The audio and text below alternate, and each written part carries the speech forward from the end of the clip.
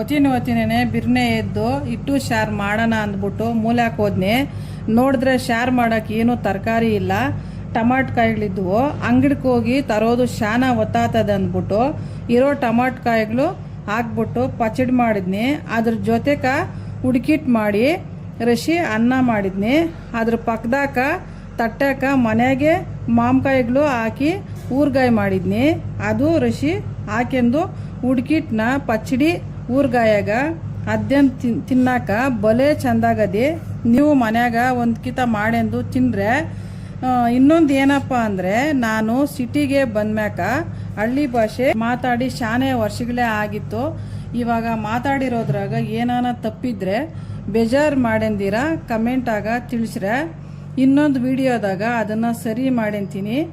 Like ಮಾಡಿ, share ಮಾಡಿ.